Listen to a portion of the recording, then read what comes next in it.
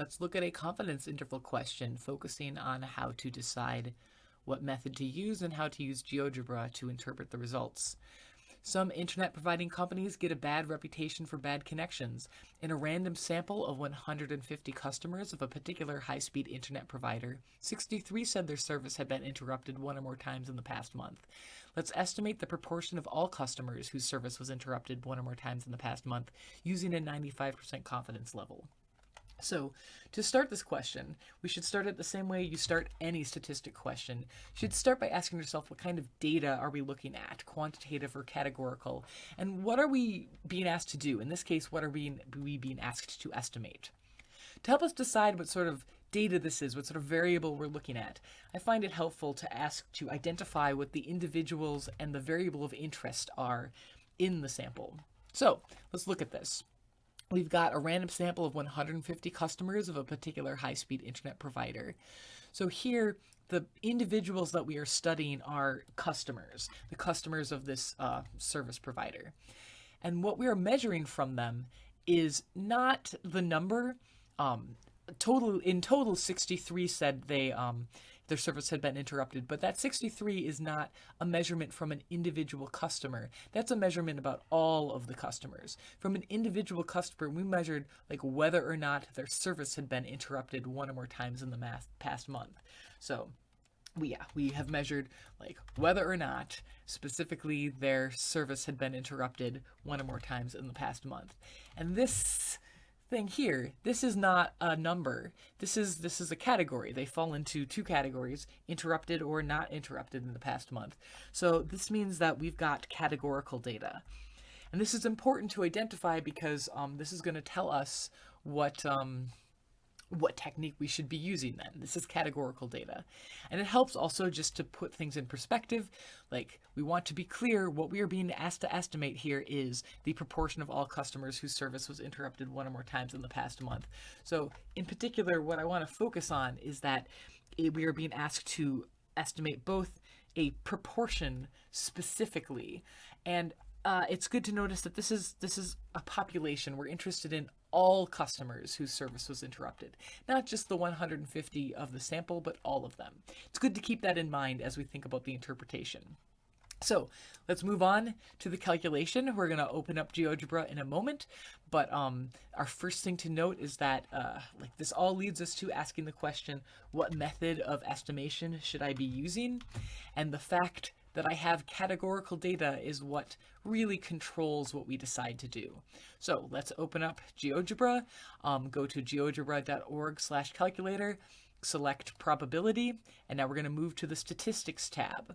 We are doing an estimation, so we are going to be focusing on one of these options, estimate of a mean, estimate difference of means, all of these options, and in particular, so we want to decide which estimate method we should use. And because we have categorical data and we're looking at a proportion, what we want to be doing is a z-estimate of proportion in this case.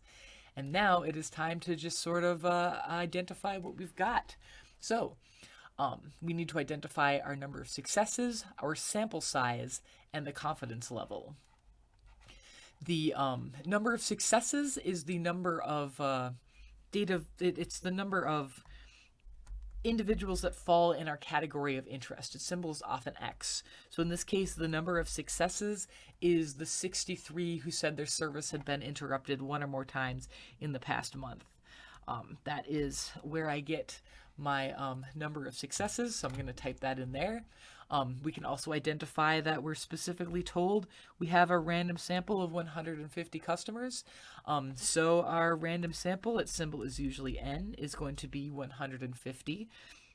And we can type that in there to get our calculation. So typing in N is 150.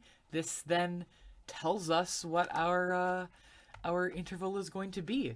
I look at the lower limit and the upper limit, and I can see that, okay, an interval notation, the 95, I often forget, make sure that you do have the correct confidence level. I often like to charge straight into writing the stuff down. Good to check. It says a 95% confidence level, and I've got 95% in here. Fantastic. So the limit then is going to be, the lower limit is 0.341. Depending on what question you have, it may ask for more or less decimal points. 3 is pretty common. And the upper limit is 0.49898, so rounding, that's going to be 450. This is then the statement of the 95 confidence interval, but that's not very helpful to us in terms of actually understanding what this means. So remember, what we are trying to do is we are estimating the proportion of all customers whose service was interrupted one or more times in the past month. So this interval here contains that information. So the full way that we would interpret this then is we could say something like, one way to read it would be, we would say somewhere between 34.1% and 49.9% of all customers had their service interrupted one or more times in the past month with 95% confidence. That would be one way to interpret this. Another way that you could say this, interpret the same numbers, we could say we are 95% confident that the proportion of all customers whose service was interrupted one or more times in the past month is somewhere between 34.1% and 49.9%. I seem to have rounded wrong when I typed this out. Should be... No, upon reflection, I rounded wrong when I wrote it here. 4989, the last digit there is going to go up. It should be 499. All right. So there we go. Somewhere between 34.1% and 49.9% of all customers had their service interrupted one or more times in the last month with 95% confidence. Or we could say this other thing. The key thing when you're doing your interpretation is to note the full range. You want to make sure that you are specifying your confidence level, and you want to make sure that you're specifying that it is a proportion and that it is out of all customers, not just some of them. You want to be clear what your population is. So to summarize, to identify which method you should be using, which estimate you want to be using, you want to basically ask yourself, what kind of data do you have? If it is categorical, you're going to be using the z-estimate of a proportion. You want to identify your confidence level, which will generally be told to you. You need to figure out the number of successes and the sample size, which is n is the number of just the actual number of people in the sample, and the number of successes is the number of people, or the number of individuals, it doesn't have to be people, who fall into your category of interest. And then the upper limit and the lower limit will tell you your interval. This is generally not enough to just write the interval. Then you want to interpret it, and you need to make sure as you interpret it that you mention what the confidence level is and that you are clear that it is out of the entire population. Let's just, to apply this question slightly, we could continue to look at this, and I could ask, say, is there evidence that majority, over 50% of the customers experience a service interruption in the past month? And in this case, I could say, all right, this confidence interval implies that no, not a majority. We can't say over 50% experienced an issue, because this confidence interval does not contain 50%. I don't know where inside 34.1 to 49.9. I don't know where in that interval the actual real proportion lies. It could be 40%, it could be all the way up to like 48%. If I could go and literally ask every customer of this internet company what their service status was in the last month.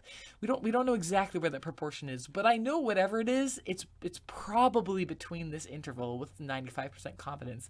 And so that whole interval is lower than 50%, so I could interpret this, or I could apply this and say something like definitely less than a majority, possibly real close to a majority, but less than a majority had an issue in the last month.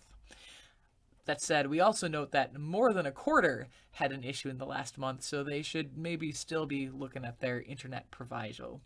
Have a good day. I hope this helps.